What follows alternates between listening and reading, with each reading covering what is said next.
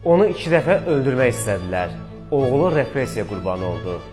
Qəbri 3 dəfə dəyişilən Azərbaycan milli mətbuatının banisi olan Həsən bəy Zərdabidən sizə danışacağam.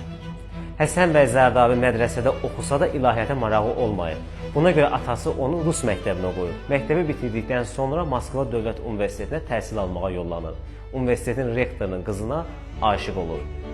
Həsən bəy Zərdabiyə Moskvada iş təklifi olunur. Amma Həsən bəy Zərdabinin vətən sevgisi şəxsi məhəbbətini üstələyir. Həsən bəy Zərdabi Borçalı torpaq islahatına yaxından iştirak edir. Kəndlilərə köməkli edir. Torpaq bölgüsünü doğru düzgün apardığına görə Rus çarlarının xoşuna gəlmir. Buna görə də Həsən bəy Zərdabiyə 2 dəfə sui-qəsd təşkil olunur.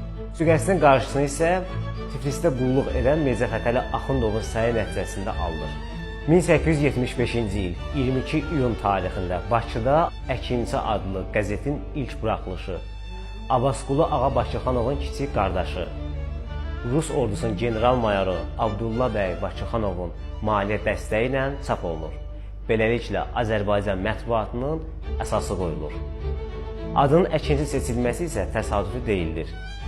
Bu qəzetin çap olunmasına əsas məqsəd həmvətənlərin qəlbində, şuurunda elm, mədəniyyət toxumlarını səpmək olur. Amma bu sevinci günlər uzun çəkmir. Əkinçi qəzetinə fəhlə kimi çalışan Erməni Minasovun jandarma xəbərçiliyi nəticəsində Əkinçi qəzetini bağlanır. Minasov Donos açıqlamalarında Həsən bəy Zərdabinin üzünə hayasızcasına durub. Həsən bəy Zərdabi düz 16 il sürgün olunub. Zərdabi Hənifə adında xanımla ailə həyatı qurub.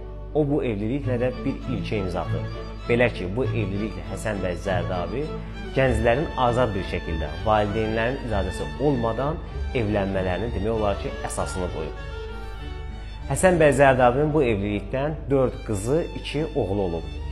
İkinci qızı 3, üçüncü qızı isə 1 yaşında qəfildən vəfat edib. Həsən bəy Zərdabinin böyük qızı Pəri xanım Azərbaycan ilk parlamentinin sədri Əlimərdan Topçubaşovun həyat yoldaşı olub. Onun digər oğlu Mithət Məlikov isə repressiya qurbanı olub. Həsən bəy Zərdabi həmvətənləri təhsil alsın deyə deyərdim ki, dəridən qabıqdan çıxır. Və onun son vəsiyyəti də belə olur ki, məni təntənəli şəkildə dəfn etməyin.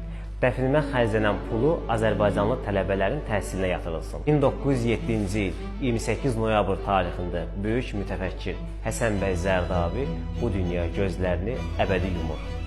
Həsən bəy Zərdabi vəfat etdikdən sonra onun məzarı 3 dəfə dəyişilir.